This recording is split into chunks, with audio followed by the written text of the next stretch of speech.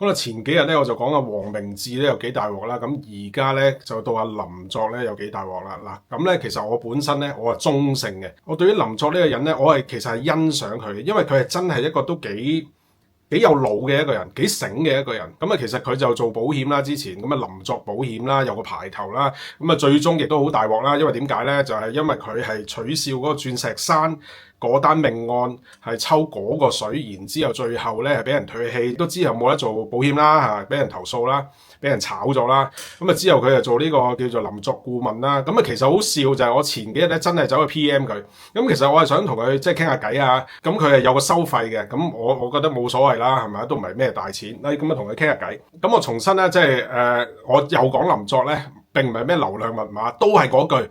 有感而發嚇，每個人都可以表達自己嘅意見嘅。林作就需要有呢個30萬嘅保釋金啦。咁30萬咧，其實對於警方咧，其實係要衡量佢有幾多身家，然之後嗰單案有幾嚴重，然之後就去定嗰個保釋金嘅。咁嗰個保釋金，我認為就係中規中矩啦。咁啊，其實就即係佢有得保釋咧，某程度上咧，佢個罪咧係唔係大得咁緊要嘅。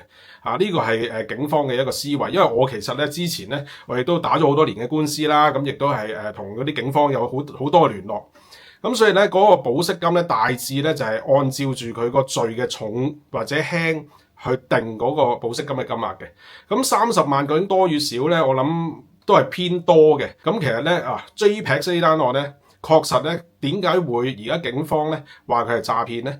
其實因為佢真係當時咧係有叫人入金嘅。好多網民就會問：喂，點解張智霖又冇份啊？佢都有幫 JPEX 賣廣告，但係張智霖嘅廣告我亦都 fact check 咗咧，其實佢冇叫人入金嘅，純粹係做一個 branding 嘅啫。OK，咁佢亦都咧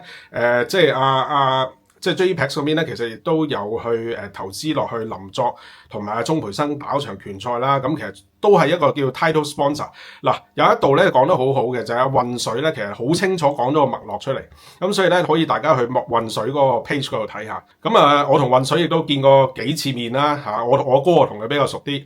咁渾水係一個好清楚嘅一個股票人啦，亦都係一個金融人。咁大家可以睇佢嘅 page。講翻林作啦，嗱，其實我自己咧係欣賞佢嘅，佢係好聰明，即係個思考嗰個結構咧係好好嘅一個人。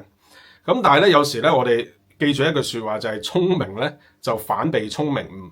有時可能我哋咧太進取啊，抽好多水啊，其實好多時咧我哋都會跌咗落去呢個陷阱嗰度，就係咧。兩頭唔到岸，甚至咧係招致禍來。上一條片咧，嗱，我呢啲咁嘅素人，本身得嗰幾百 like，原本咧係真係冇諗住咩流量密碼，我冇考慮呢一樣嘢，咁啊真係最後爆咗出嚟，咁啊有成80萬 view，咁啊都好感恩。